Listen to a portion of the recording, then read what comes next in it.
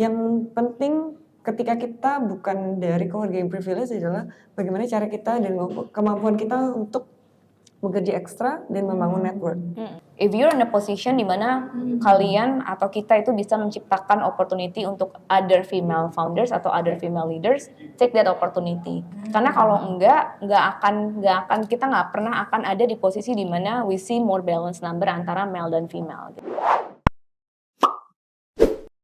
Halo startup enthusiast, welcome back to Starpods episode 3, sebuah podcast dari Skystar Ventures UMN di mana kita mengundang praktisi, leaders, founders, dan juga expert dari startup ekosistem dan juga industri. Dan hari ini spesial celebrating International Women's Day. Hari ini bersama dengan aku Cynthia, aku punya 2 orang tamu yang spesial ya. Karena ini merupakan 2 female founders dan juga leaders dari startup industri, khususnya tech startup. Untuk itu aku mau say hi dulu. Yang pertama ke Kak Niken Sasmaya. Halo semuanya. Ya, jadi Kak Niken ini adalah Chief Business Officer dari Noise. Dan juga yang kedua ada Kak Cindy Ozi dari Pasar Now. Yes, halo Cynthia, halo semuanya. Yes, Kak Cindy ini adalah co-founder dan juga CMCO, Chief Marketing and Commercial Officer dari Pasar Now ya. Nah hari ini kita mau ngobrol-ngobrol santai aja. Kak Niken dan juga Kak Cindy gitu ya. Seperti tadi yang udah aku bilang karena kita celebrating International Women's Day. Jadi hari ini kita mau cari tahu nih, kira-kira gitu ya, kalau misalnya startup yang dipimpin sama female founders, apakah bisa punya kesempatan yang sama gitu ya, dan juga peluang yang sama untuk sukses dan berhasil seperti tech startup yang dipimpin mungkin sama laki-laki gitu ya, as a foundersnya atau misalnya founding teamnya gitu. Kenapa kayak gini gitu ya? Karena mungkin yang kita tahu startup itu selalu identik dengan tech dan juga innovation, di mana 2 hal ini tuh sebenarnya sangat identik atau mungkin lebih banyak didominasi, dikuasai sama areanya pria gitu ya. Jadi ketika female atau perempuan ini muncul sebagai leader di tech startup ini, kita mau tahu nih, kira-kira apakah punya peluang yang sama untuk bisa berhasil seperti tech startup lainnya gitu ya. Tapi sebelum kita menjawab pertanyaan itu ya, atau mungkin akan terjawab nanti along the way di tengah-tengah conversation kita, mungkin kita boleh dengar dulu sedikit introduction gitu ya. Yang pertama dari Kak Niken dulu, kira-kira sedikit tentang perjalanan karirnya gitu. Kok bisa nih nyemplung gitu kan ke startup industri, itu gimana ceritanya? Ini lumayan panjang sih sebenarnya kalau aku cerita dari awal. Jadi sebelum aku join di Noise, I spend about 10 years kali ya di Google/YouTube di Singapura dan juga di Jepang. Waktu itu sempat kerja di Jepang untuk 2 tahun juga. Nah, waktu di Google, kayaknya mungkin teman-teman juga udah tahu Google dari sisi culture of the company, dari sisi tipe orang yang mereka hire, itu memang aku surrounded by orang-orang tuh yang memang punya potensi untuk menjadi startup founders. Yes. Dan bahkan banyak banget sugler atau alumni Google itu pilihannya kalau nggak pindah ke another tech company, ujung-ujungnya bikin startup. Jadi aku banyak banget dapetin inspirasi dari teman-teman aku, kolega-kolega aku dulu ketika masih di Google, ketika mereka keluar tuh mereka bikin startup dan startupnya juga successful gitu kan ya. Jadi dari situ mulai kepikiran nih, aduh kalau misalnya udah kelamaan di satu company, then what gitu. Dan karena waktu itu aku mikirnya, aduh aku udah di Google nih, kalau misalnya pindah dari Google ke another tech company kayaknya akan sama-sama aja. Jadi eventually natural attrition-nya adalah either memang pindah ke another tech company, which at that time aku rasanya mungkin dari sisi career growth sama opportunity akan lumayan sama waktu di Google, atau memang pindah ke startup.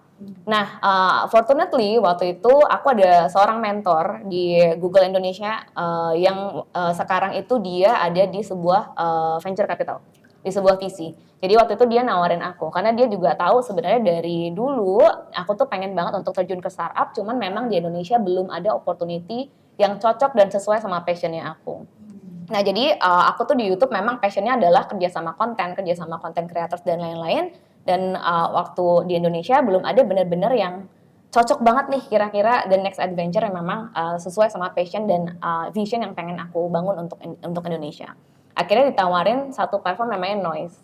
Nah, ketika aku pelajarin Noise itu apa, the fact that goalnya Noise dan visinya Noise juga untuk ngebangun creator ecosystem di Indonesia, dan itu fokus on audio, which is something yang YouTube itu nggak fokus di situ. Kalau YouTube kan memang lebih fokusnya ke visual ya. Yeah. Jadi aku ngelihatnya di something yang beneran bisa kayak complementing my experience, dan memang something yang aku juga sangat-sangat passionate about gitu. Makanya waktu itu aku decided untuk I think let's take the leap of faith untuk coba untuk leading this company dan jadi salah satu co-foundernya. But then pandemi hits. Jadi awalnya aku goalnya adalah pindah ke Jakarta tuh di tahun 2019. But then pandemi hits, dan waktu itu ternyata aku juga kebetulan hamil. Jadi ada sedikit delay in deciding, aduh pindah nggak ya. Tapi kayaknya ujung-ujungnya hatinya akhirnya mantap nih kayaknya, pindahin karir aku dari one established company ke startup is something yang I always passionate about. Jadi setelah aku melahirkan, akhirnya aku memutuskan untuk pindah ke Jakarta di tengah-tengah pandemi. Jadi waktu itu memang lumayan challenging, tapi I wouldn't change it any other way. Sekarang kalau looking back, tentunya ada beberapa hal yang kayaknya aku masih bisa untuk do it better, tapi kayaknya di posisi aku yang sekarang is the right decision to make at the time. Wah. Oke, luar biasa ya. Jadi di tengah-tengah kegalauan gitu ya, berbagai pertimbangan akhirnya memutuskan juga untuk decide nih untuk pindah ke startup dan juga ke Noise gitu ya. Karena tadi kalau aku dengar based on secara ide bisnisnya itu juga sesuatu yang menarik ya. Betul. Jadi dibandingkan passionate tentang itu. Ya. Oke, thank you Kak Niken. Mungkin sekarang kita dengar dari Kak Cindy nih ceritanya. Gimana Kak Cindy? Kalau dari saya sendiri sih sebenarnya I think it's all about divine timing ya gitu. Ketika kesempatan bertemu dengan experience dan kemampuan kita dan itu ketemu, akhirnya terjadilah gini. Tapi kenapa kok terjun di dunia startup dan sekarang lebih tepatnya di agritech gitu ya. Pasarnau sendiri kita lebih ke tech-based supply chain company, food supply chain company. Kita menghubungkan antara petani dan food suppliers dengan F&B businesses, jadi lebih ke B2B gitu. Kalau saya sendiri sih backgroundnya sebelumnya pernah bekerja di agritech company. Waktu itu memberikan bantuan pendanaan untuk petani dengan sistem bagi hasil. Dan di situ tuh saya menemukan passion untuk gimana caranya sih sebenarnya kita membangun perubahan buat petani-petani di Indonesia gitu. Meskipun nggak punya background agriculture sama sekali waktu itu, lebih ke marketing and sales. Tetapi terus setelah berjalannya waktu, akhirnya ketemu co-founders yang lain yang sebenarnya kita punya satu visi yang sama, di mana kita pengen membangun perubahan sebenarnya gitu. Dan disitulah akhirnya it's good. I think this is the right time for me as well to start my own startup. Dan akhirnya ya udah nyemplung deh. Oke, thank you Kak Cindy. Jadi tadi yang aku highlight itu adalah sebenarnya tentang timing. Jadi ketika kesempatan bertemu dengan pengalaman gitu ya, karena pengalaman sebelumnya mungkin industrinya, sektornya mirip gitu ya, sama gitu. Walaupun kita nggak punya background di agriculture gitu ya, kalau Kak Cindy gitu, mungkin orang lain juga nggak punya specific background knowledge gitu ya, di background tertentu gitu. Tapi ketika ada experience terkait dengan area itu juga bisa menjadi bermanfaat gitu ya Kak Cindy ya. Oke, menarik banget. Sedikit introduction-nya gitu ya. Mungkin sekarang kita mau masuk lebih dalam gitu. Karena dua-duanya udah nyemplung di startup industry gitu kan. Berarti harusnya udah tahu nih. Karena benar-benar orang yang terjun langsung, orang yang jadi players di dalamnya gitu ya. Nah, sebagai perempuan gitu kan, sebagai female leader gitu ya. Kira-kira selama beberapa tahun nih di industri startup gitu, sebenarnya dari perspektif Kak Cindy dan juga Kak Niken, seberapa besar sih opportunity atau misalnya kesempatan yang ada untuk female-female lainnya gitu, untuk terjun di tech industry ini gitu ya, untuk lead suatu bisnis atau misalnya suatu project gitu kan, seberapa besar sih kesempatan itu? Mungkin dari Kak Cindy dulu. Jawabannya besar banget sebenarnya gitu. Nggak ada yang menghalangi kita sebagai perempuan untuk tidak melakukan apa yang kita inginkan sebenarnya. Yes. Ini jadi jawabannya antara kita mau atau nggak mau aja gitu. Tetapi kesempatannya terbuka banyak sekali. Saya banyak bertemu sama women founders, women leader yang sangat-sangat luar biasa dan asalnya juga dari Indonesia gitu kan. Mereka membangun company yang they are very passionate about, you know, ada yang di bidang beauty, ada yang di bidang fashion, ada yang di bidang mana. Jadi sebenarnya kesempatannya sangat besar terbuka buat para perempuan untuk jika kita mau memulai bisnis kita sendiri atau mau starting a startup, bahkan tech startup. Wow, oke. Jadi tadi highlightnya adalah mau atau enggak nih untuk mengambil kesempatan itu ya. Kalau dari Kaniken gimana? Dari sisi aku sih sebenarnya mirip sama yang tadi Cindy juga udah mention. Yeah. Tentunya potensi dan opportunity-nya tuh ada gitu. Cuman aku juga nggak mau tutup mata kalau challenges untuk female leaders dan female founders di Indonesia tuh obviously exist gitu. Not gonna lie, masih banyak banget double standard yang aku alamin in this industry dan mungkin teman-teman yang lain juga alamin gitu. Yep. Makanya kebanyakan my female founders yang aku tahu itu mereka lebih memilih untuk berkecimpung di dunia yang lebih familiar untuk wanita. Contohnya kayak beauty, jual baju, which is technically sebenarnya startup juga kan. Tapi memang sekarang kayaknya setiap kali orang ngobrolin soal startup itu lebih fokusnya lebih di tech startup. Menurut aku malah yang female founders yang di non-tech ini adalah someone yang juga harus kita highlight bareng-bareng gitu. Karena sebenarnya kan startup nggak cuman spesifik ke tech doang gitu kan ya.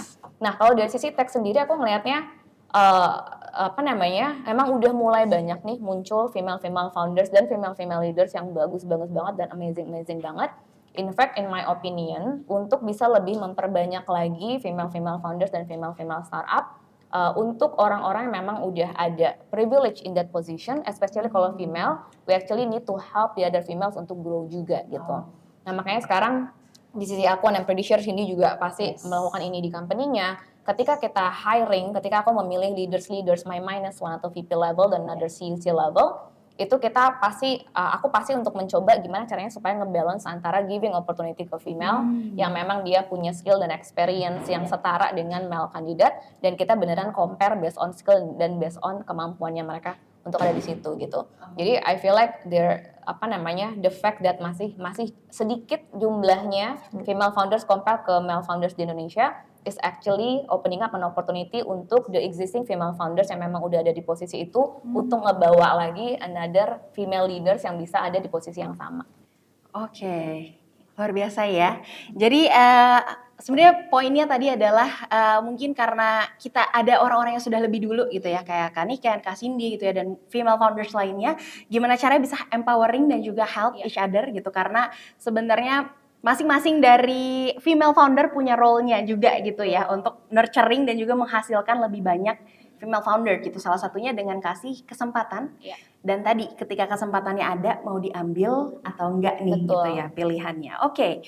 Nah sekarang lanjut nih, kalau misalnya kita ngomongin tentang startup gitu ya, startup industry pasti identik dengan yang namanya investment atau fund yang diberikan gitu ya, baik itu dari VC ataupun misalnya dari angel investor gitu ya. Nah kita ketemu data dari BCG News gitu ya. Data ini itu sebenarnya compare dari hasil research dari beberapa company gitu, yang dia bilang kalau misalnya rata-rata perusahaan gitu ya yang foundersnya itu adalah perempuan, itu menerima capital atau misalnya investment yang lebih kecil nominalnya gitu ya, value-nya, nilainya atau investmentnya daripada yang di lead by male founder gitu. Tapi menariknya rata-rata juga gitu ya dari perusahaan-perusahaan ini, karena nggak tahu nih apakah mungkin karena investmentnya nilainya lebih kecil gitu ya, tapi mereka bisa justru yang dipimpin sama female justru bisa generating more revenue gitu in terms of the business gitu. Nah kira-kira gimana nih pandangan Kaniken dulu kali ya terkait dengan hal ini? Ya ini sebenarnya datanya menarik banget. This is the first time that I actually hear this data. Tapi kalau misalnya dipikir-pikir ya I think the fact that this issue has been happening especially in the US ya datanya mungkin make sense juga gitu kan ya. Cuman kalau misalnya kita lihat di Indonesia sendiri dari sisi maturity level of startup di Indonesia sendiri mungkin memang belum bisa di-compare secara apple to apple. Honestly, in my own perspective, aku belum mengalami hal itu. Tapi mungkin because aku juga ada di unique position in the sense that my co-founder is actually female. My co-founder is actually male gitu kan ya. Jadi memang kita lumayan nge-balance dari sisi gendersnya juga di situ. Tapi I will be really curious untuk dengar dari sisi Cindy juga. Tapi kalau misalnya dari sisi aku sih aku ngelihatnya if that actually happens, the fact that company-company yang di-lead sama female founders itu mendapatkan funding yang kecil tapi ternyata lebih thriving, menurut aku itu adalah sesuatu yang sebenarnya sangat motivating dan sangat inspiring. Yes. Meaning berarti secara personality, those founders punya grit dan those founders punya semangat untuk proving people's wrong gitu kan ya, dan making sure kalau startupnya itu thriving dan terus berkembang, yang eventually hopefully bisa landing another higher funding untuk the next-nya gitu. I will be really curious untuk sebenarnya ngelihat untuk di Indonesia sendiri, especially untuk company yang beneran kayak di-led atau di-collab sama female founders itu challenge-nya kayak gimana. Tapi untuk sekarang aku belum experiencing those things. Oke, thank you. Kak Niken, kalau Kak Cindy gimana nih? Mungkin ada perspektif tambahan? Sebenarnya menarik ya, karena data itu gini, banyak orang atau banyak media yang memberikan data, highlight data yang mau menunjukkan suatu fakta tertentu gitu. Yes. Padahal nggak melihat deep layer dari data itu tuh sebenarnya apa gitu yang latar belakangi hal tersebut. Karena kalau ngomong soal capital atau investment yang diberikan sama investor kepada sebuah startup atau perusahaan, mereka pasti akan melihat bisnis modelnya seperti apa, value-nya seberapa gede gitu. Terus habis itu bisnis size-nya seperti apa, growth phase-nya seberapa cepat. Kayak gitu. Nah, antara female, apakah itu karena mereka female founders ataukah karena memang value company-nya memang nggak terlalu gede gitu kan. Itu juga bisa terjadi gitu. Tetapi kalau melihat data instead of investment, lebih melihat data ke salary atau penghasilan perempuan. Di US tuh ada itu datanya, antara perempuan dengan laki-laki itu sebenarnya perempuan mendapatkan salary atau benefit yang lebih rendah daripada laki-laki. Dan itu bisa dilihat, dicek dah gitu. Tapi kalau mengenai investment atau capital yang diberikan tuh kita mesti ngeliat lagi sebenarnya kenapa gitu kan, apakah karena value dan sebagainya. Tetapi di Indonesia sepertinya kita belum ada ya highlight seperti itu ya kan Ikan ya. Itu kenapa atau apakah ada isu seperti itu untuk company dengan female founders gitu. Tapi justru yang saya tahu nih banyak investment company atau venture capitals yang sebenarnya sangat-sangat memfokuskan untuk investing hanya untuk company yang memiliki female founders di situ. Dan itu justru menarik gitu. Berarti karena banyak sekali venture capital atau investors yang meng-highlight adanya female founder di company-nya. Justru I think it makes the company sexier, you know, karena ada ceweknya di situ dan more powerful. Karena the fact that women tuh can actually I think banyak sekali juga fakta-fakta bahwa perempuan itu sebenarnya punya kemampuan untuk mengatur keuangan lebih baik dari laki-laki. Termasuk di Perancis itu ada salah satu bank kalau nggak salah yang dia memfokuskan untuk memberikan pendanaan untuk perempuan karena dirasa bahwa perempuan tuh punya kemampuan untuk memanfaatkan atau menggunakan duit dengan lebih bijaksana gitu. Dan ini sebenarnya juga bisa salah satu jadi power ketika company atau startup mempunyai female founder atau leaders di situ. Oke, menarik banget, thank you Kak Cindy. Jadi sebenarnya balik lagi ya, memang kalau yang informasi yang kita tahu juga sebenarnya biasanya value sebuah startup itu kalau secara objektif ya balik lagi itu berdasarkan how big is the market gitu ya. Terus sudah juga mungkin value dari sebuah inovasi atau misalnya perusahaan itu sendiri gitu ya. Tapi hopefully juga tidak ada stereotype terkait dengan siapa yang ngelit nih sebenarnya male atau female gitu. Tapi balik lagi secara objektif bisa dinilai dari value bisnisnya atau perusahaannya gitu. Dan kalau misalnya tadi Kak Cindy juga udah highlight ya, sebenarnya ini juga menarik gitu karena sebenarnya berarti role atau karakteristik seorang perempuan di daily life itu ya nyambung gitu ya dengan bagaimana dia mengelola bisnis kayak tadi mungkin mengelola uang gitu ya, itu salah satu karakteristik yang kita punya gitu ya sebagai perempuan. Nah tapi balik lagi gitu ketika kita berbicara tentang leadership gitu ya, itu kan bukan cuman sekedar dari kita pribadi gitu atau misalnya dari satu perspektif aja gitu, tapi akan ada dari perspektif yang berbeda nih gitu. Nah kalau misalnya berdasarkan pengalamannya Kak Niken dan juga Kak Cindy gitu, kira-kira nih selama memimpin atau misalnya jadi leader di tech startup khususnya ya gitu ya, apakah justru cenderung lebih menerima kayak banyak kritik atau misalnya kayak opini yang mungkin cenderung tone-nya tuh lebih negatif lah gitu terhadap leadership atau misalnya role yang kalian ambil gitu.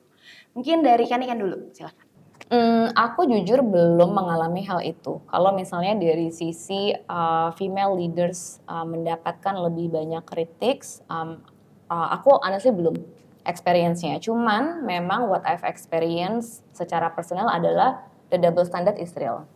Gitu, especially ketika aku pindah ke Indonesia. Karena kayaknya ketika aku kerja di luar, mungkin karena pola pikirnya juga cenderung lebih terbuka. Dan secara company, Google juga salah satu company yang sangat-sangat memfokuskan in giving opportunity ke everyone regardless the gender. Jadi aku nggak pernah merasakan diskriminasi. Gitu. Jadi aku sangat terbiasa dengan those kind of environment. Ketika aku pindah ke Jakarta, unfortunately aku harus berhadapan dengan kok gini ya. Gitu. Jadi memang ada beberapa instances di mana aku ngerasa when I'm the only female in the table, aku harus benar-benar kayak working extra hard just to get noticed. Gitu. Dan kadang-kadang ada kayak sedikit contoh kecil misalnya kayak kan kalau misalnya Mel itu punya sebutan khusus misalnya kayak bro dan lain-lain gitu kan ya. Sedangkan kalau aku lagi ada di dalam satu meeting di mana semua orang manggil each others with bro, aku juga kayak guys I'm here gitu kan ya. Tapi aku juga nggak mau dipanggil sis gitu karena aku juga nggak mau seperti itu. Jadi why don't we just call each others by name aja gitu, just to be respectful. Cuman memang ini adalah hal-hal yang menurut aku kayaknya memang something yang obviously nggak bisa diperbaiki secara overnight. Tapi what I feel blessed with adalah memang orang-orang yang ada in my environment yang aku working with day to day basis, mereka memang secara sadar mencoba untuk menciptakan environment yang friendlier untuk female juga. Jadi di situ juga aku merasa sangat-sangat blessed untuk ada di posisi di mana I can actually make those changes dan di mana aku bisa ngebawa this female counterparts aku untuk jadi ally-nya aku juga untuk basically supporting female supaya mereka nggak merasa when they're actually the only female in the room, mereka nggak merasa mereka dikucilkan atau mereka nggak merasa mereka nggak didengar gitu. Oke. Thank you, Kanikan. Kalau Kak Cindy gimana? Ya, menarik ya. Tadi menciptakan environment yang lebih baik untuk wanita. Sebenarnya itu yang terjadi juga sih di company di Pasarno gitu. Bahwa yang dua other co-founders yang cowok-cowok ini mereka punya bond sendiri gitu kan, brotherhood, bro banget. Yang kadang-kadang bercandaannya bagi perempuan tuh apa sih bercandaan bapak-bapak gitu. Itu yang kita nggak bisa ngerti. Cuman other than that, my industry is not for women usually, you know. Biasanya dilakukan sama laki-laki, heavy on distribution, operational dan sebagainya. Justru there's this one time I was with my friend dan kita lagi ada conference gitu. Terus it was actually interesting the way he introduced me to his friends. So this is Cindy. He's a female founder from a startup. So basically her startup is the Instacart of Indonesia, very heavy in operational, very heavy in distribution, and she's dealing with a lot of farmers. You know, she may not look like one, she may not look like one, but her company is very successful. Gitu. Karena I always look like I don't belong in the farm. Gitu. Jadi sebenarnya banyak orang yang ketika mendengar itu mereka kayak wow, are you really doing that? Do you really go to farms? Do you really talk to farmers? Kayak gitu-gitu. Justru karena kita mungkin ada stereotype bahwa women doesn't really like we don't really do this. Jadi banyak sekali justru mendapatkan pujian gitu dari banyak pihak termasuk perempuan sendiri dan menjadi seperti kita ini selain kita bisa memberikan environment yang baik buat perempuan juga sebenarnya kita banyak menginspirasi perempuan-perempuan lain bahkan laki-laki gitu kan untuk bisa bekerja dan berusaha dan menjadi sukses seperti yang kita capai sampai saat ini gitu. Yes. Luar biasa ya. Jadi Aku juga belajar banyak gitu ya, karena khususnya mungkin ya tadi tetap masih ada gitu ya pemahaman-pemahaman mainstream ya. Kalau misalnya perempuan mungkin harusnya nggak di bidang ini, nggak di area ini gitu. Tapi thankfully tadi responnya justru positif gitu ya, bukan cuma stereotip yang negatif, tapi juga ada hal positif, feedback positif yang kita dapat gitu. Nah, tapi balik lagi nih ya, kalau misalnya kita ngomong tentang kayak stereotip gitu ya, atau misalnya kritik gitu. Kalau tadi Kak Niken udah ceritain gitu ya, kadang kalau misalnya kita jadi satu-satunya perempuan gitu ya di ruangan, kita mesti working extra hard nih untuk bisa di-notice gitu. Nah, Kak Cindy juga mungkin gitu ya, karena mungkin co-foundernya 2 cowok gitu, ada sedikit banyak yang mungkin kita nggak gitu nyambung gitu. Nah, kalau misalnya women atau misalnya kayak cewek-cewek di luar sana ada di posisi ini, kira-kira menurut Kak Niken gitu ya, apa sih yang harus dilakukan gitu di situasi tersebut gitu. Ya, menurut aku simple sih, just be confident gitu. The fact that you're in that table, you deserve to be in that table, gitu kan ya. Jadi yang benar kayak have your presence gitu ya. Jadi apa namanya, kalau memang ada hal-hal yang you have opinion with, gak usah ragu-ragu untuk di-share gitu. Karena at the end of the day, when they know that you're not just a face, karena kadang-kadang juga ada stereotip di mana kalau cewek cantik tuh biasanya nggak pintar gitu. Kalau cewek pintar biasanya nggak cantik gitu kan ya. Padahal banyak banget cewek pintar yang juga cantik dan cewek cantik yang juga pintar gitu kan. Jadi kadang-kadang masih ada yang seperti itu. Tapi ketika mereka memang udah tahu that you're actually bringing something to the table, biasanya the atmosphere in the room juga pastinya akan change quickly and they will listen to you gitu. Jadi menurut aku sih percaya aja. Kadang-kadang tuh cewek tuh kekurangannya adalah suka nggak pede. Dan suka ngerasa intimidatif ketika udah ada di dalam satu ruangan yang semuanya tuh isinya cowok gitu.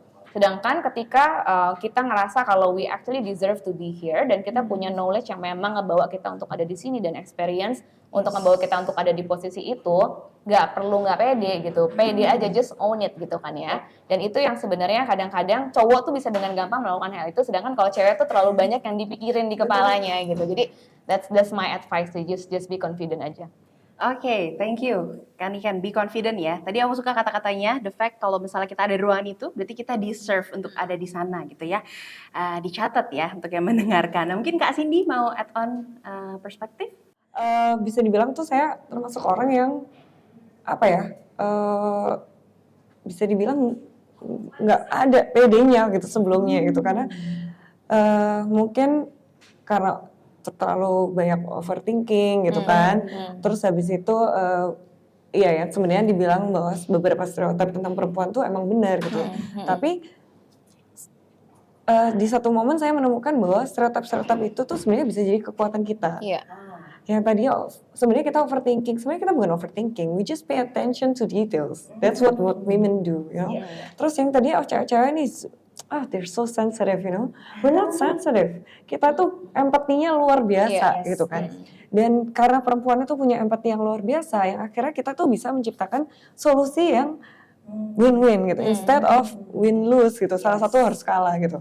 Nah, justru menggunakan stereotip yang tadinya buat perempuan ini dianggap sebagai kelemahan, tetapi kita bisa merubah itu menjadi power gitu, atau strength-nya kita tuh justru bakal merubah semuanya sebenarnya. Dan itu untuk bisa menyadari itu memang butuh waktu, butuh belajar, butuh latihan. Kayak saya untuk bisa ngomong di sini gitu, tanpa merasa malu dan merasa takut salah ngomong dan sebagainya, itu sebenarnya butuh banyak sekali latihan dan butuh pengalaman juga gitu. Oke, thank you Kak Cindy for sharing ya. Jadi emang mungkin kayak tadi yang Kak Niken udah bilang di awal gitu, kalau misalnya mungkin proses latihan dan pengalaman itu tidak terjadi dalam satu malam gitu ya. Jadi kita emang benar-benar harus mungkin berkali-kali kalau perlu kita lakukan supaya jadinya terbiasa gitu ya. Jadinya bisa percaya dirinya itu udah jadi satu nih sama diri kita gitu. Karena mungkin Kak Cindy, Kak Niken gitu ya, nggak semuanya juga udah langsung confident nih gitu untuk bisa ngomong, apalagi sebagai perempuan menyampaikan pandangan, perspektif gitu ya. Karena culture kita kan sangat kuat dengan kalau perempuan tuh mendengarkan atau misalnya menyampaikan itu opini itu kalau misalnya terlalu kayak strong atau powerful gitu, itu juga belum tentu bisa di-accept sama semua pihak gitu. Dan padahal juga kalau perempuan yang sebenarnya mereka punya confidence yang luar biasa, masuk ke satu ruangan tuh cowok-cowok juga takut. Oh. Ya, ya, Jadi ya, kita ya. tuh justru power kita di situ gitu. Ketika kita perempuan pintar dan punya percaya diri itu bakal luar biasa sebenarnya. Jadi mau bertanya hal lain tapi nanti jadi kayak podcast personal ya. kita lanjut dulu gitu ya mungkin. Tapi tenang ya para pria gitu ya. Ini perspektif dari wanita mungkin kalau teman-teman yang cowok yang mendengarkan gitu ya. Ini adalah perspektif dari wanita beberapa insecurities kita gitu ya. Tapi yang mungkin bisa kita turns into something that is more powerful gitu ya. Kayak tadi empati juga salah satunya gitu. Nah sekarang aku mau ngobrol lagi nih, kalau misalnya kita ngomongin tentang keberhasilan gitu ya, tadi kan bisa nggak sih startup yang dipimpin sama female founders itu punya potensi yang sama untuk kayak berhasil kayak startup-startup lainnya gitu. Nah ada juga kan stereotip lain gitu ya, ketika startup itu berhasil, salah satunya itu ya karena emang foundersnya privilege lah gitu misalnya gitu ya. Definisi privilege balik lagi beda-beda untuk setiap orang. Tapi yang mungkin mayoritas di luar sana dipahami sama orang-orang itu adalah karena mungkin background family-nya udah oke gitu. Atau mungkin kayak network-nya udah oke. Atau mungkin lulusan dari luar negeri gitu for example gitu ya. Nah kira-kira nih kalau misalnya dari perspektifnya Kak Cindy dan juga Kak Niken gitu. Apakah ini tuh benar adanya gitu. Pandangan kita berbagi opini ya. Gimana nih kira-kira menurut Kak Niken terhadap pandangan ini? Nggak sepenuhnya benar dan nggak sepenuhnya salah. And honestly, if I were to be in that privilege position, I would take that opportunity juga gitu kan. Jadi aku juga nggak bisa menyalahkan hal itu gitu. Karena again, based on my experience so far building a startup, yang paling penting ketika kita mau growing sebuah bisnis adalah connection dan building ekosistem gitu. Akan sangat sulit untuk sebuah startup itu untuk stand alone building bisnisnya sendiri. Itu akan sangat susah untuk bisa tapi mungkin akan lambat progresnya. Tapi ketika startup ini udah punya ekosistem yang sangat kuat untuk mensupport startup ini untuk growing lebih besar lagi, di situ dimana magic will happen dan itu akan terjadi dalam waktu yang lumayan cepat. Nah mungkin salah satu privilege-nya adalah untuk orang-orang yang memang udah ada di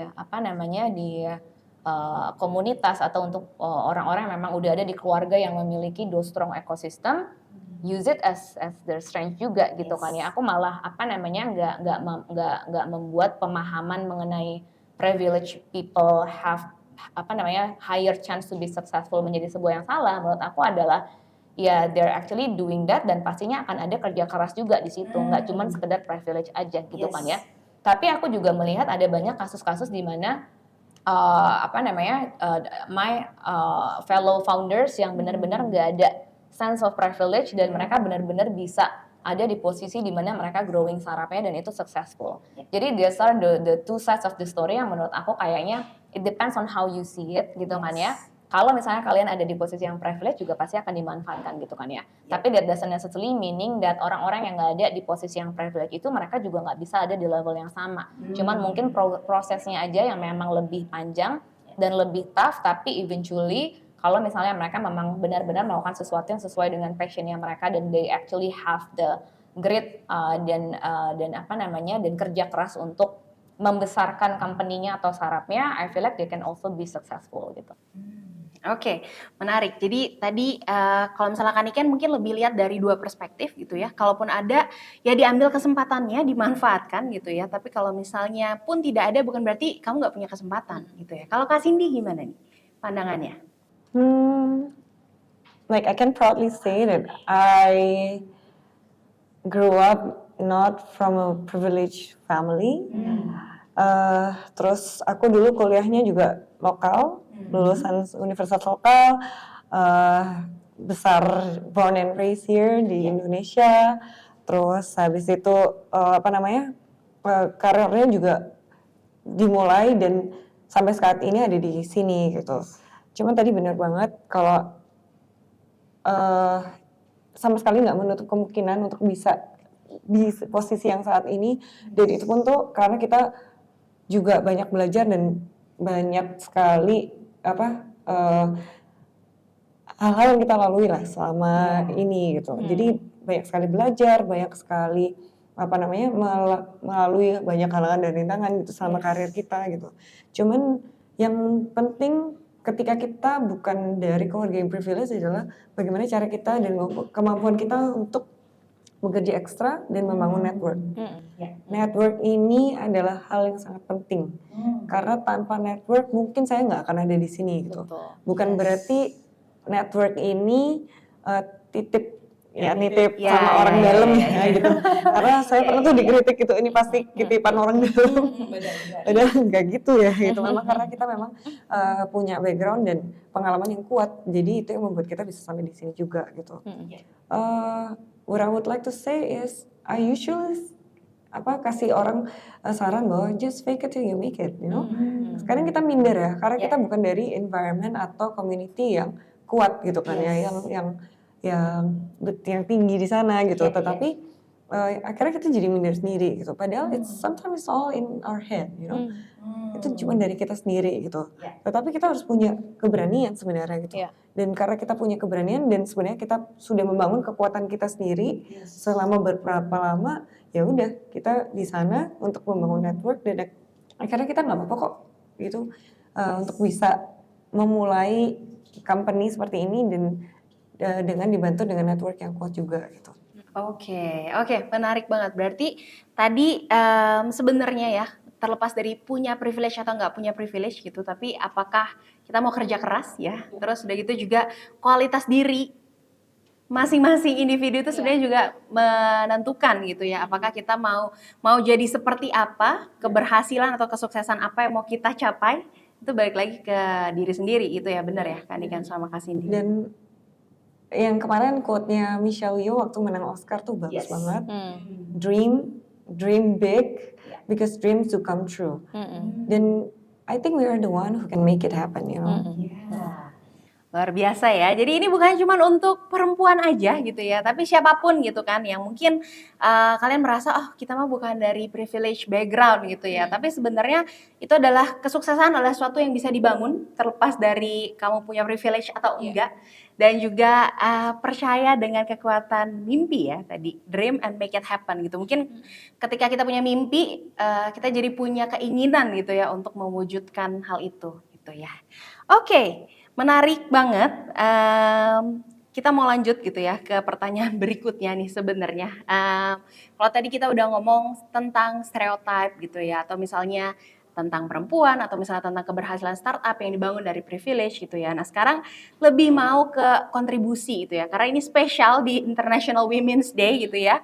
Jadi mungkin topiknya banyak tentang empowering women leaders gitu ya. Kira-kira menurut Kak Niken dan juga Kak Cindy gitu, karena tadi kita udah ngobrol-ngobrol banyak kalau misalnya diri kita sendiri atau female founders yang udah ada di ekosistem sekarang itu juga punya peran loh untuk membangun dan menciptakan lebih banyak female founders lagi di Indonesia khususnya gitu ya. Nah sebenarnya seberapa besar sih gitu peran dari seorang perempuan atau female founders atau juga leaders gitu ya untuk bisa developing gitu atau misalnya kayak transforming industri startup yang emang mostly itu masih male dominated gitu. Silakan, mungkin Kak Niken. Aku dulu, oke. Hashtag women supporting women. Aku ngeliatnya gini, aku sering banget di-invite untuk untuk talks kayak gini, especially during International Women's Day. Masih ada opini kalau di Indonesia itu female startup adalah sebuah unicorn, karena jarang banget. Gitu. And I feel like kadang-kadang aku ngelihat ada dua tipe female nih. Tipe female yang lifting each others, meaning ketika mereka memang ada di posisi leaders, mereka berusaha untuk membuka opportunity untuk female-female yang lain untuk juga ada di posisi yang sama atau juga membantu untuk nge-grooming female-female yang lain. Tapi aku juga melihat ada tipe female yang kompetitif in the sense that posisinya cuma satu. Gitu. Jadi how can I compete untuk ada di posisi itu gitu. Kalau aku ngeliatnya gini, I mean competition is good, competition is healthy, and I understand that there is that competition karena memang slotnya memang sedikit banget dan masih perlu banyak kerja keras dari kita semua, nggak cuma dari si female leaders tapi juga dari si male leaders juga untuk ngebuka lebih banyak lagi opportunity untuk female. Tapi kalau misalnya kita stay di fokus untuk being competitive with each other, meaning with other female, slotnya tuh akan segitu-segitu aja gitu. Yes. Jadi sebenarnya fokusnya tuh harus lebih diarahkan ke if you're in a position di mana kalian atau kita itu bisa menciptakan opportunity untuk other female founders atau other female leaders, take that opportunity. Karena kalau nggak akan kita nggak pernah akan ada di posisi di mana we see more balanced number antara male dan female gitu. Jadi I feel like instead of competing, lebih baik sesama female founders atau sesama female leaders kita bersama-sama untuk ngebuka lebih banyak lagi opportunity atau nge-grooming dan memberikan lebih banyak lagi kesempatan untuk another promising female leaders untuk ada di posisi itu. Oke. Membuka kesempatan ya. Jadi walaupun mungkin tadi posisinya hanya satu-satunya, gimana caranya kalau misalnya kita ambil opportunity-nya, kita bisa empowering membuka lebih banyak position dan juga kesempatan untuk women lainnya gitu ya. Kalau Kak Cindy? Ya, kurang lebih sama sih sebenarnya, bahwa gimana cara kita menciptakan environment yang genderless sebenarnya ketika kita di company kita gitu. Di Pasarno terus terang kita boleh ditanyain sama tim Pasarno sendiri, mungkin mau ngobrol sama mereka gitu. Gimana sih rasanya menjadi salah satu women member di company yang backgroundnya pekerjaannya sebenarnya di bidang agriculture gitu kan, agritech. Jawabannya pasti sama aja gitu, nggak ada bedanya antara mereka atau sebagai perempuan atau sebagai laki-laki gitu, karena kita mendorong semuanya untuk bisa ada di environment yang sama-sama growing gitu, kita bisa sama-sama develop ourselves dan kita membuka kesempatan ketika mereka mau belajar apapun itu gitu. Dan saya dengan senang hati gitu kalau saya mau datang mampir gitu, kita ngobrol tiap hari, kita pasti ngobrol dan bertukar pikiran. Justru the beauty of being in a startup is you can learn from anybody. Jadi not just from your leaders, tapi juga dari your peers atau dari bawahan kita juga gitu. Justru the people who built my company is not just me or my other co-founders, tapi semuanya berkontribusi untuk membangun Pasarno supaya bisa sampai saat ini gitu. Dan itu kita nggak memandang tuh laki-laki atau perempuan. Semua sama kontribusinya dan semuanya sama-sama hebat dan I'm very proud of them. Yang agak susah adalah sebenarnya di Indonesia atau mungkin beberapa bagian di dunia ini kita masih memegang sistem patriarki yang sangat kuat gitu. Dimana kita itu memberikan doktrin bahwa you as a woman, you can be this, but you as a man, you can be anything, you know. Dream big, go everywhere you want. Kalau cewek, jangan kesana, nanti serem gitu kan. Jadi kita banyak sekali batasan sebenarnya sebagai perempuan. Dan ini, in my company, I don't really promote that boundaries to my women team members, tetapi justru aku pengen tuh go explore. Go do your thing, go be happy, travel the world if you can, do that, you know, karena ini doktrin ini yang sebenarnya belum ada atau mungkin sebelumnya belum kita dapatkan dari orang tua kita atau dari lingkungan kita gitu. Justru dengan kita promoting bahwa perempuan tuh we can be whatever we want, itu juga nggak kalah penting gitu. Luar biasa ya, keren banget. Tapi setuju ya, mungkin Kak Cindy mungkin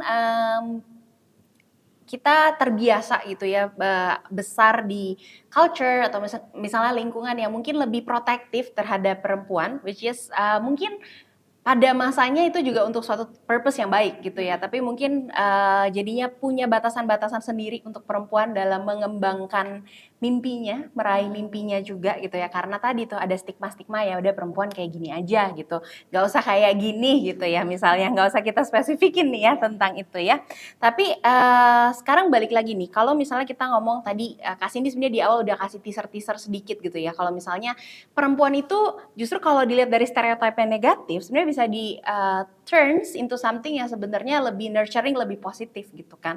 Sebenarnya karakteristik apa sih menurut Kak Cindy sama Kak Niken gitu ya, yang strong banget, yang kayak jadi kekuatannya perempuan, yang mungkin emang di setiap perempuan tuh ada gitu, dan di kehidupan sehari-hari itu ada, dan itu justru terbawa ketika kita memimpin sebuah tim atau misalnya kayak memimpin sebuah bisnis, membangun sebuah bisnis, karakteristik apa nih menurut Kak Cindy dulu? Balik ke yang tadi mungkin sedikit, empathy sama attention to details tuh sangat dimiliki sama perempuan gitu. Mungkin untuk laki-laki ada, tetapi karena kita lebih dominan feminismenya, jadi apa ya, sisi itu tuh lebih dominan dimiliki sama kita juga gitu. Dan itu jadi strength buat kita. Selain itu mungkin Kak Niken deh. Aku lumayan ini kayaknya lumayan punya apa namanya different opinion karena gini aku tuh perempuan yang apa ya aku bilang aku lumayan tomboy juga gitu jadi kadang-kadang the way I think tuh kalau teman-temanku bilang kok lo cowok banget sih kalau logis banget sih kalau lo gini banget lo gini banget jadi kalau misalnya dari sisi aku ngelihatnya but the empathy is actually a very good point and it's actually very true karena menurut aku kayak female itu memang dilahirkan dengan sense of nurturing yang tinggi banget gitu. Especially sekarang di posisi di mana banyak banget startup yang mengalami kesulitan. Itu kan ya sekarang juga lagi di sisi masa-masa yang kayaknya every startup must experience it gitu kan ya, di mana kita harus mengambil keputusan yang kadang-kadang is not something that we want to do, tapi we must do for the sake of the business gitu. Nah di situ aku selalu ngelihat ada perbedaan approach in the way I approach things and in the way my co-founder approach things gitu. Mungkin Cindy juga experience this karena co-foundersnya Cindy juga cowok-cowok gitu kan ya. Nah di situ baru deh kelihatan nih kayaknya ketika ada apa namanya hal-hal yang memang hal-hal besar yang memang perlu diputuskan, ada sense of emosi yang aku taruh di situ dan ada sense of logic yang mau co-founder tuh taruh di situ. Kalau kita terlalu emosional nggak baik juga. Kalau kita terlalu logis itu juga nggak baik gitu. Jadi I feel like it's good to have those balance. Tapi memang aku agree banget yang tadi Cindy mention, empathy is probably one of the biggest power karena every startup founders mungkin sekarang harus take the tough decision. Tapi there is a better way dan there is a good way untuk taking a tough decision gitu. Aku follow so many news regarding like efficiency, layoff. Tapi ada juga beberapa yang companies yang very good in doing that, ada beberapa companies yang beneran cold in doing that gitu. Jadi menurut aku kayaknya perannya female in this type of like situation adalah untuk ngebuka the human sense gimana caranya supaya when we actually need to make those tough decision, we do it in the best interest of the people juga supaya meskipun kita perlu mengambil keputusan yang sangat-sangat sulit, tetap kita pikirkan gimana caranya supaya team members kita atau bisnis kita yang kena impact-nya itu juga masih bisa kita manage dengan baik gitu. Yes. Luar biasa sekali ya. That's actually true. Tapi saya merinding. That's actually true ya. Kita sebagai perempuan yang ngambil role, gimana caranya supaya ya memang ini harus dilakukan, this is necessary, tapi cara terbaiknya seperti apa gitu ya. Karena kita punya empatinya itu. It's actually very true. Oke, jadi sisi emosional dari seorang perempuan itu juga menyeimbangkan ya. Dan kadang memang kalau boleh share juga ketika kita jadi leaders, jadi founders, jadi managers, jadi top level of management, kita harus mengambil keputusan yang mungkin nggak selalu indah, nggak selalu baik, yang sulit gitu. Tapi kayak ya itu tadi gimana caranya ada empathy yang kita kasih supaya dari semua situasi yang mungkin worse tapi impact-nya mungkin kita bisa kurangi gitu ya, dampak yang damage-nya gitu. Oke, keren banget ya, thank you Kak Niken dan juga Kak Cindy gitu. Mungkin kita udah mau masuk ke final statement gitu ya. Nggak terasa kita udah ngobrol-ngobrol hampir 1 jam gitu. Masih mau lanjut episode berikutnya ya. Seru banget ya gitu. Lagi seru-serunya gitu. Nah, sebenarnya kalau misalnya tadi dari jawaban Kak Niken sama Kak Cindy gitu ya, aku merasa bahwa sebenarnya aside of kita ngomongin women terus gitu, tapi tadi jawaban Kak Cindy sama Kak Niken dan case di Pasar Now dan juga Noise dengan punya business partner, co-founder yang juga sebenarnya male atau kayak laki-laki itu sebenarnya itu bisa complementing dari sisi making decision atau misalnya kayak running the business gitu. Nah, ada insight nggak mungkin tambahan nih Kak Niken sama Kak Cindy gitu terkait dengan having like a partner yang mungkin juga bukan women, karena kita ngomongin women mulu ya dari tadi gitu, tapi itu juga sebenarnya it's actually a plus point gitu untuk bisa menyeimbangkan the business gitu. having those balance Yes. POV. Aku kalau dari sisi aku merasa bersyukur banget sebenarnya karena kalau misalnya aku look back with all of the hurdles dan challenges yang Noise alami dari awal sampai sekarang, I don't think I can do it alone gitu. Yeah. Gak bisa, aku nggak bisa ngelakuin itu sendiri gitu kan. Jadi it's always good to have a partner, and it's always good to have a partner yang skillnya tuh complementing. Yes. Gitu, karena kalau misalnya dua-duanya strong in one capacity, juga not necessarily good things juga gitu. Yeah. Kalau aku sama my co-founders, all of my experience before, aku tuh lebih strongnya tuh di content marketing sales. Sedangkan my co-founder strengthnya itu ada di product dan di tech-nya. Yes. Dan ketika kita marry our strength together, itu dimana kita benar-benar bisa creating decision yang impactful to the business gitu. I don't think I can do it alone dengan adanya knowledge yang disupport dari sisi dia dari sisi tech, dan I don't think he can also do it alone tanpa adanya knowledge yang strong dari sisi content creators dan juga dari sisi marketing dan salesnya.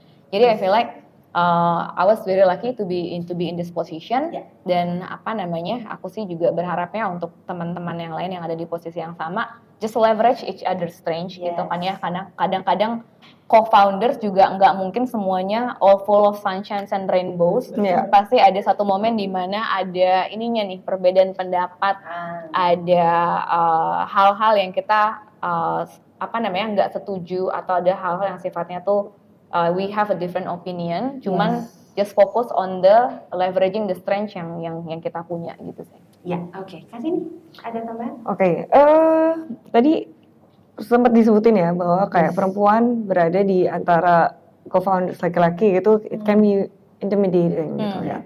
But I think the formula of having 2 men and 1 female on the same table is perfect.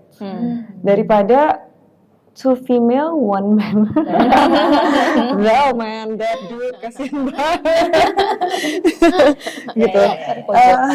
Kan kasihan juga gitu, karena sometimes women can be overpowering as well, you know.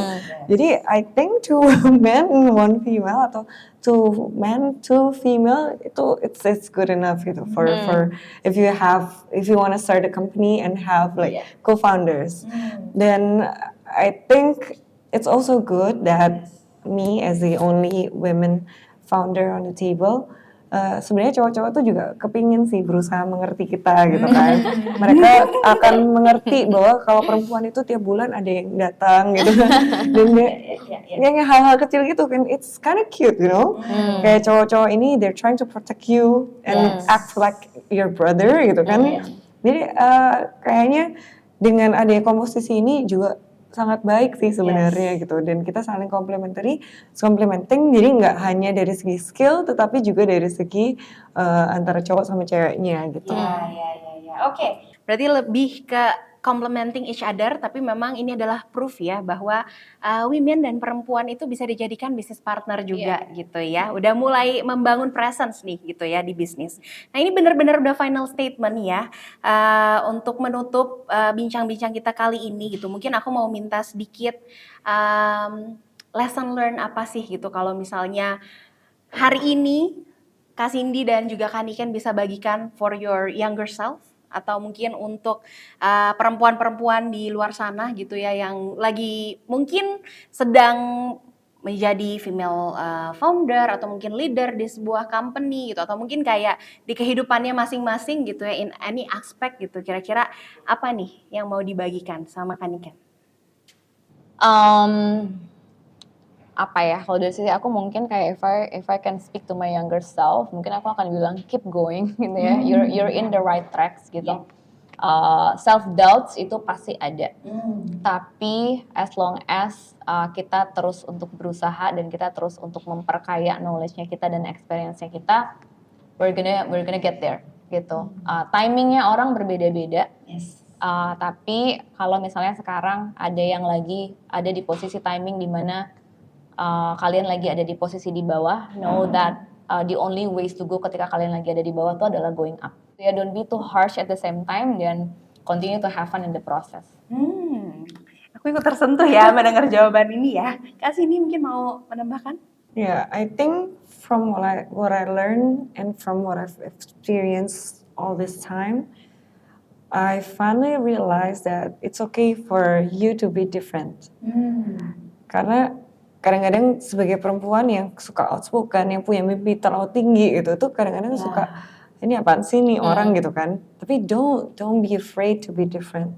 Dan one day that can be your strength and power. Terus yang kedua, knowledge is a very important asset. Yes. Kayak everything else is just temporary, tapi knowledge ini yang akan kita bawa dan akan ngebawa kita sampai sejauh apa. Jadi learn as much as you can, experience as much as you can, go explore the world, go explore in your current company misalnya, atau misalnya sekarang lagi belajar apa, belajar sebanyak-banyaknya gitu. Karena one day, mungkin saat ini nggak penting, saya tahu mengenai apa itu Star Wars dan semua karakternya, ternyata bisa jadi bahan pembicaraan dan menambah network saya gitu. Jadi who knows? Oke, keren banget ya. Jadi thank you Kak Niken dan juga Kak Cindy ya. Mungkin tadi beberapa highlight timing setiap orang beda-beda ya. Jadi kalau yang sekarang mungkin lagi struggling, jangan berkecil hati. Jangan lupa untuk tetap enjoy prosesnya, tadi kata Kak Niken, dan juga setuju banget kata Kak Cindy, tadi knowledge is everything, dan knowledge ini sebenarnya konteksnya itu luas banget, jadi bukan cuma dibatasi dengan pendidikan atau misalnya edukasi yang formal gitu ya, tapi pengetahuan itu sesederhana film Star Wars tadi gitu ya, bisa open conversation dengan orang-orang yang kita nggak tahu mungkin punya pengaruh dan juga membuka jalan kita nih ke depannya gitu ya. Oke, tadi itu dia ya mungkin bincang-bincang kita dengan Kak Niken dan juga Kak Cindy. Thank you untuk teman-teman startup enthusiast yang sudah menyaksikan gitu ya. Terima kasih sekali lagi untuk Kak Niken dan juga Kak Cindy untuk ngobrol-ngobrolnya. Kalau seru nanti kita bikin episode berikutnya mungkin boleh ya? Iya dong. Oke. Terima kasih, semoga ini menginspirasi tidak hanya untuk teman-teman startup enthusiast yang perempuan gitu ya, tapi teman-teman yang laki-laki juga di luar sana biar lebih mengerti dan memahami perspektif dari perempuan itu seperti apa gitu. Nantikan episode Starpods berikutnya tentunya dengan tamu-tamu yang tidak kalah menarik. Dan see you on the next episode. Bye-bye. Thank you. Bye-bye.